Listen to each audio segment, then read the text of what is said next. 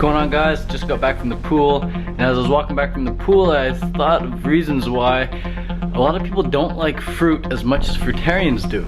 And I was eating fruit with my friend the other day, and you know, we shared a durian together. This was about last week. We shared a durian together, and he ate it so slowly, and he got full so quickly. And by the time he had like 500 calories worth of the durian, I had already had 1,500 calories. So I had 3 times as much durian as he had. And when we shared some coconuts together, he'd max out on 2 coconuts, he'd drink the coconuts, eat the meat. On 2 coconuts, he'd be stuffed. And I could drink 4. So I could drink twice and eat twice as many coconuts as he could. So I could just get more in me. So this is why 99% of the people who try and eat raw can't do it, and they give up within the first day, because they eat, and they get full, physically full, so quickly, but they're not getting in enough calories to actually meet their caloric requirements. But with cooked food, it's so much easier to get enough calories because the food is so much more dense. Fruit is mostly just water and fiber. Long-term fruitarians, every cell in their body, every cell in my body is made up of fruit. Every cell in my body is made up of fruit. My brain cells are made up of fruit. My taste buds are made up of fruit. Like every cell in my physical body is made up of fruit, man. So it's like, it's who I am. It's who the fruitarians are.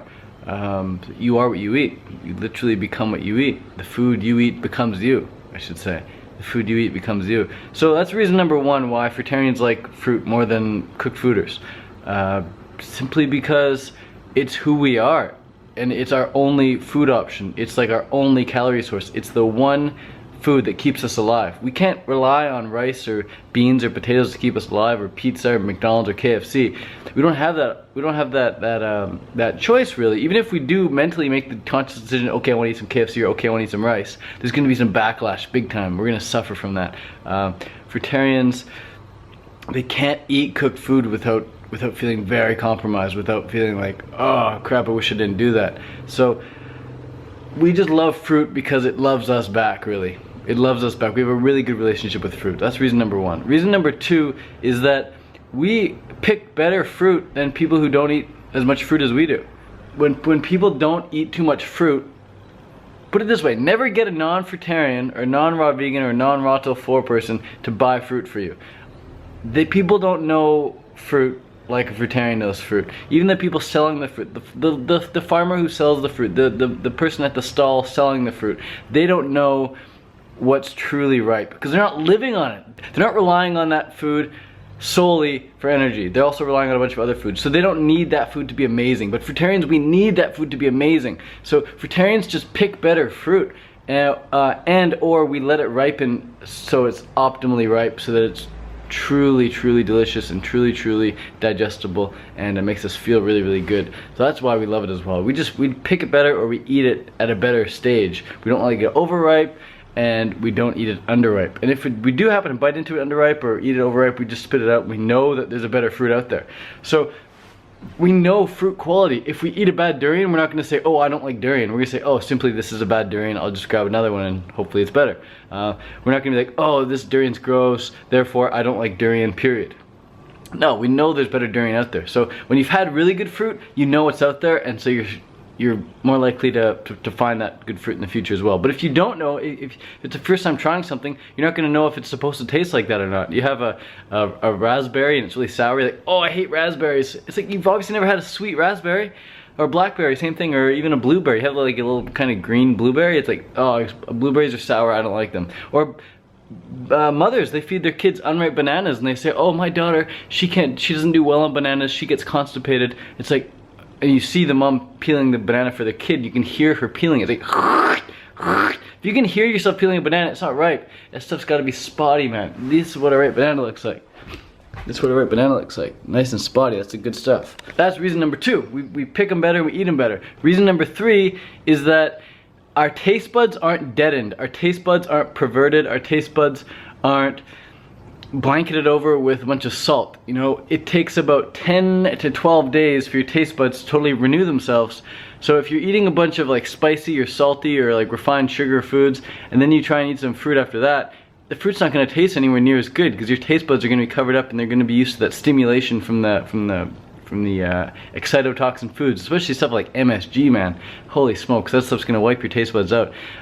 So you could be eating like the best banana ever on a raw vegan diet, and then go eat a bunch of cooked food with salt and spices and maybe even some MSG in the, or some like miso soup, some high sodium stuff. Then come back and eat some really good fruit again, like some really good bananas. But the bananas aren't going to taste anywhere near as good, and they're not going to excite you as much as the cooked food was. So when you're eating a simple fruit diet, fruit is very simple. So people are like, oh, fruit's boring, I can't just live on fruit. But if you're not used to all that overly stimulating, overly exciting cooked food that doesn't digest very well but tastes amazing in your mouth, if you're used to eating that and then you go and try and eat some really clean, simple, boring fruit, then of course the fruit's gonna feel boring. But if fruit's the only thing you eat, it is so exciting. I look forward to every meal. It is such a treat. I just came home from the pool. I ate a dragon fruit. Oh, so good, the dragon fruit. I ate a sugar apple, I ate 2 sugar apples actually, and I had 2 bananas. So I've had a good amount of calories, and every bite was like, fuck man, this is such high quality food. Such high quality food. There's a big reason I haven't left Thailand. If you've noticed, I've been in Thailand for a long time. It's because the fruit is so good. The weather is so good as well, which produces good fruit. So the fruit is very, very good, but you're only gonna be able to tell that, you're gonna be able to really taste that if you're not eating all this other crap. So, like if you're used to eating McDonald's and you try and eat some fruit, the fruit's gonna be so boring.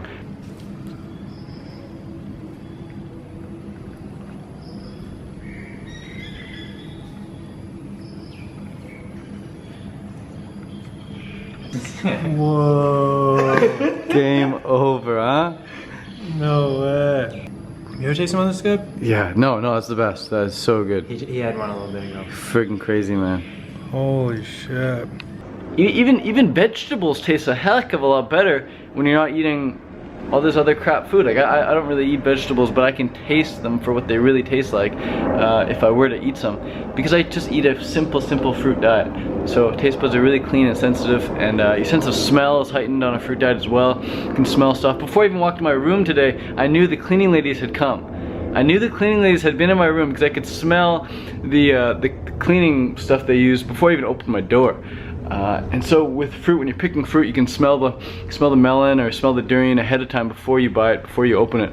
And another thing too, because fruitarians, we live on fruit and it's our only calorie source, we're not afraid to seek out the highest quality fruit. And if it's not good, we just ask for another one. We say, hey, this doesn't taste very good, can I get another one? From the store or from the person who's selling it. People who don't live on just fruit be like, oh, it's not good, don't take it back, just eat it anyway. Just blend it up with some other fruit. But we know that if it doesn't taste good, it's not good for us, it's not gonna make us be the best version of ourselves. So if the food you're eating isn't good, especially fruit, man, take it back. Get the good stuff. I've returned so many fruits in my day, no issues. I don't feel sorry about it, and I know the person I'm giving it back to doesn't take offense. I say, here, you try it. You see if you like this. Chances are they'll smell it or they'll look at it like, yeah, no, I'll exchange it, no problem. So that's it, guys. Hope you learned something from this video. So if you don't like too much fruit right now, just know that in time you will, definitely. Just ease off the salt and the spices and the excitotoxins and the MSG for sure, and all that fast food and vegan junk food.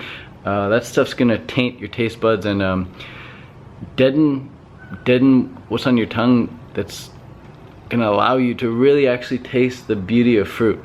So yeah, anyways, adios. Go swim. You'll get really cool hair like this.